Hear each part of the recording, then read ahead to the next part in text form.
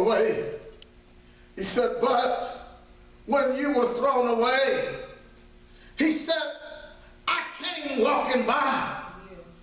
When you were out in the field, he said, I passed by. I walked by you.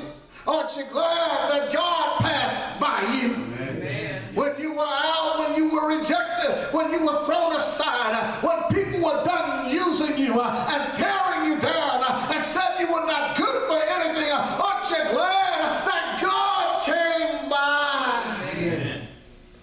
The Bible said, he said to Jerusalem, he said, but when I passed by, oh, he said, when I passed by, I saw you just the way they left you. I saw you broken. I saw you wounded. I saw you hurting. I saw you crying. I saw you empty. I saw you lonely. I saw you ready to die, but I wouldn't pass you by. Amen. Wouldn't pass you by. Oh, thank God for that. Oh, yes. He said, yes, I saw you, but I didn't pass you by. He said, you were polluted, yes, but I didn't pass you by. You were not something that someone would touch. The word polluted means contaminated with harmful or poisonous substance. Something made foul or unclean, especially with harmful chemicals or waste products. Two, he said, even it means morally unclean. You know, every one of us was polluted at one time. Every one of us was messed up and had something on the inside of us that was killing us. Right. Something that drove us to things that we shouldn't have been doing. Something that made us lie when we didn't even know what a lie was. Mm-hmm. Something that put curse words and caused us to have anger and malice, jealousy and pride. Something that caused us to get involved with drugs and all types of promiscuous living and didn't even know why we were doing it. Something that drove us crazy. And we couldn't even break free from it. We were polluted. And there were people that wouldn't even touch us. We were polluted, and there were people that wouldn't even come near us. They talked about us. They said, did you see that she's involved with that again? Did you see that he's all messed up again? Did you see that they're all trapped? She went back to her old life. He went back to doing what he used to do.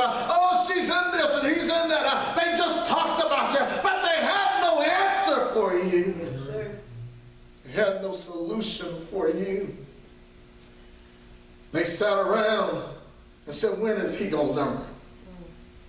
They sat around and said, when is she going to put it together, get it together? But they offered you no help. They just passed you by. They wouldn't touch you because you were contaminated. I don't want what she has. I don't want what he has. I don't want to be contaminated. I don't want to get involved with them that way. They are nothing but problems.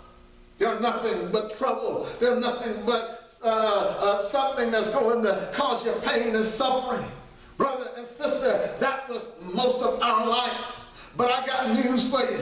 Even though we were a mess, even though we were polluted, even though there were those that had forsaken us and left us by the wayside and didn't care anything about us, there was a God that would not pass us by. There was a God that saw us by the wayside. There was a God that cared about us.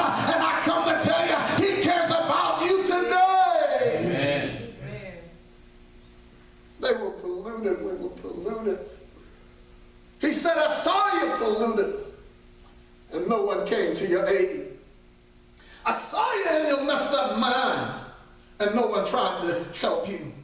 I saw you doing all the things to hurt yourself and to destroy yourself. I saw you thinking about suicide. I saw you trying to tear yourself down, but I came to you. I didn't pass you by. Brother or sister, I'm glad that regardless of what anybody else does or do not do, that there is a God in heaven that listens high, but he looks low, and he knows where you're at. He knows what you're going through. And brother, all you have to do is say, Lord, it's me in the need of prayer. I need your help, God. Amen.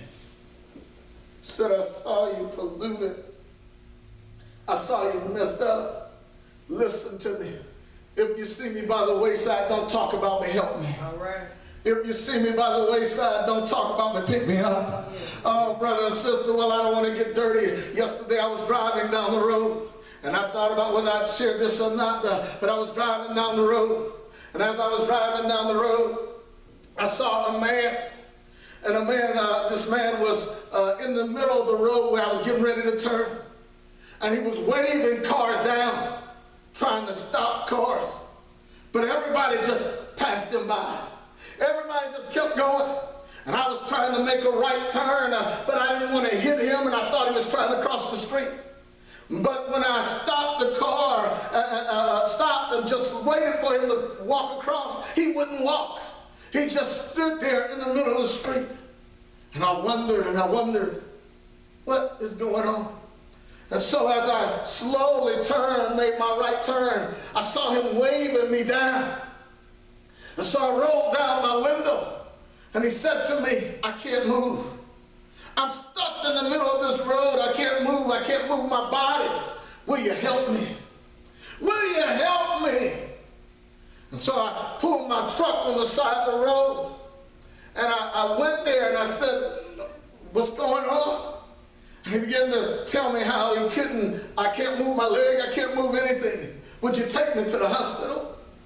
And so I said, I gotta go get my truck and turn it around and I'll bring it to you. Let me tell you what the devil told me. The devil said, you know it's coronavirus going around, right? Do you really want to touch him? Do you really want to get involved with him? That's what the devil said. Do you really want to help him? Look, you're going to have to be closer than 6 feet to him. Do you really want to do that? You don't really know him. You don't know what he's involved in. He is perhaps polluted. And what if it gets on you? Brother and sister, I thought about all that. It came to mind. But I said I can't leave him in the condition that he's in. I've got to help him somehow. And that's because when I was that way, when I was broken, when I was down, when I had nobody, there was a God that said if nobody else will help him, I'll help him. I'll be there. I'll make the difference. Yes. Amen. So I turned my car around. I was on my way home to bring my wife some things. I said it's going to have to wait because I got to get him to the doctor. So I turned my car around, pulled it right next to him, got out of the vehicle, and guided him into the truck. As I was helping him in the truck, the devil said, but what about Corona? What about it? Brother and sister, God has to prevail. Amen. Yes. Love has to prevail regardless of what's going on. Yes, sir. So I put him in the vehicle and I drove him where I could take him. I'm not saying that to make myself anything. What I'm simply saying is that's the way Jesus was. That's the way God is. So many times we're locked in a position and we can't change. We're locked in a mindset and we can't break free. We're locked in things. We're involved in things. We cried, I want to change. I want to be different. But there is no one that seemingly is able to help us. There is no one that is able to change the situation. No one until you remember that there is a man that hung on an old rugged cross that died for the sins of mankind, that was wounded and that was bruised for you and me. Brother, when you stop and think about that man, there is an answer for your soul. There is an answer for your situation. There is help for you. Amen. I don't care how you look. I don't care how polluted you are. I don't care how messed up you've been. I don't care what the devil's told you. I come to tell you there is help for you. Yes. Yes. And there is a God that will walk with you. So many times we look at our lives about as if we've never been polluted. But everybody been in that condition. All right. Maybe you were not like that man, or maybe not like the scripture wrote. But the Bible tells us that we were all born in sin and shapen in iniquity.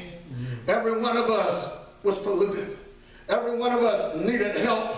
Every one of us needed a change. Every one of us, the Bible tells us in 1 Corinthians chapter 6, verse 9 through 11, he began to tell them about those that would not make it into the kingdom of heaven. He said, I'm going to tell you who they are. He said, be not deceived, neither fornicators, nor idolaters, nor adulterers, nor effeminate, nor abusers, or abuser of themselves with mankind, nor thieves, nor covetous, nor drunkards, nor revilers, nor extortioners. Oh, that's a whole list of people. He said they're not going to make it. But listen, he didn't stop there. He did not stop there. He said, and such were some of you. Such were some of you. Oh, you may be dressed up now. You may have a nice car now. You may live in a nice house. You may say, well, God washed me and cleansed me and pulled me out of a lot of mess. And you may not want to understand that there's still people out there that is polluted. But you got to remember, you wasn't always the way you were. You didn't always have a praise in your mouth. You didn't always have joy in your heart. You didn't always have peace in your life. You wasn't always on your way to heaven. Brother and sister, you got to realize it was because somebody passed by and saw you a mess. Somebody passed by and saw you hurting. Somebody passed by and saw you crying and said, I can't leave them there. I got to help them. I got to show them that God is love. Yes. God is love. If I don't show them, who's going to show them? God is love. He said, and such was some of you. So the next time you walk around and you see somebody by the wayside and you look down on them, remember where you once was. Remember the things you used to do. Remember the places you used to go. Remember the life you used to live. Remember, don't look down on them. Why don't you reach down and give them a hand and say, look, God brought me out so I can tell you about him. God washed me off so I can tell you about him. God cleansed me so I can show you that God can take a nobody and make a somebody out of me. God forgave me so that you would know that God can forgive you. God washed me so that you know that God can wash you. God made me whole so that you'll know that God can make you whole. Amen. Did it for me because such were some of us.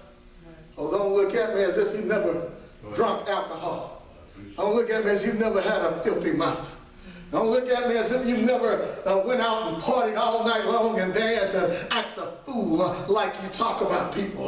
Don't look at me as if you never been in promiscuous relationship and all of these different things that people do. Brother and sister, all of us at some point found ourselves in a mess somewhere, found ourselves wounded and found ourselves left.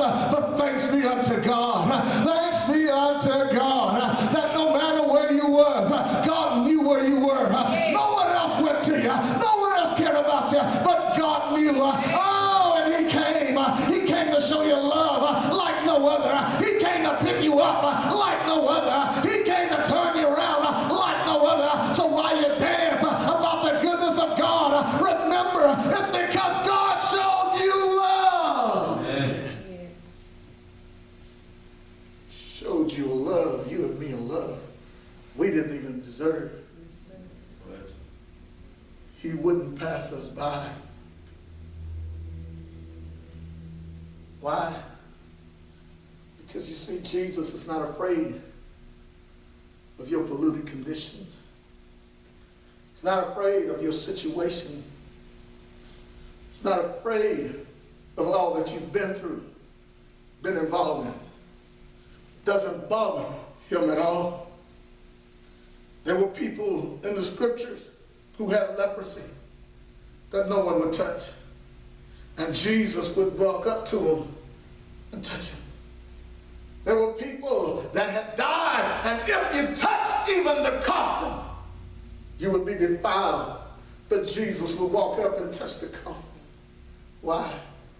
Others would say, don't you know he's polluted? Don't you know she's a mess?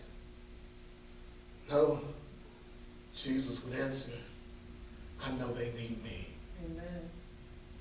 I know they need me. They need my help. Yes, sir. Amen. Jesus didn't pass him by. Didn't pass him by. Yes, life has not been fair to you, perhaps. But when he saw you polluted and in your own blood, he did not pass you by. He spoke to you. He said, live. Yes. He spoke to you. Amen. Yes, sir. He said, live. John 10:10 said, I've come that you might have life. I come to give you life. So when I see you a mess, I don't say stay a mess, I say live. When I see you down, I don't say stay down, I say get up. Live. When I see you with no joy, I don't say, well, that's your problem. I say, you can have joy. Live. I see you without peace. I don't say that's your problem. I say, peace be unto you. Live. Yes, sir. When I passed by, I said to you, live. Though you were polluted, Jesus would not pass you by. And even when you were left for dead, there the Bible tells us, like the man on the road to Jericho. On the road to Jericho there in Luke chapter 10 and verse 30. Scripture tells us about this man. Doesn't tell us why he was going to Jericho. Or we can make up many reasons. Well, I don't know why he was going over there. He put himself in that condition. Why do you do a lot of things you do? Why do you go to a lot of places you go to? Some places you go to, you ain't looking for trouble, but trouble finds you. You ain't trying to get involved in stuff, but things happen anyway. So before we prejudge this man about going to Jericho, let's just look at it from the perspective, sometimes things, guess what? Happens. Sometimes life happens. Sometimes you find yourself in a situation. You didn't cause it. You wasn't the one trying to make it be that way. We don't know why he was on the road to Jericho. We don't know who he was meeting, or what he was up to, or what he was going to get. But the Bible says there in Luke chapter 10 and verse 30, a certain man went down from Jerusalem to Jericho and fell among thieves, which stripped him of his raiment and wounded him and departed, leaving him half dead. Oh, brother and sister, he hadn't done anything, it looks like. He was just minding his own business. And he came upon some thieves. And they did what thieves do. The Bible says that thief cometh not but to steal, to kill, and to destroy. That's exactly what the enemy wants to do. And so the Bible lets us know that this man was just going to Jericho. And on his way to Jericho, he ran upon somebody that wanted to steal, kill, and destroy him. Oh, what he had done, we don't know. But I come to tell you, they left him half dead. Right. They left him. Sometimes life do that to you. You're born and you say, I didn't have anything to do with the way I was brought up. The things that came upon me. I was young when this happened, and things that I faced in life. Yes, sometimes that's the way life happens, sir, man. And we can't change it, explain it, or excuse it away. But what we can tell you is there's a God that still loves you. Amen. What we can tell you that there's a God that will still help you. Life happened to this man on the road to Jericho. I can imagine him saying, what did I do to deserve this?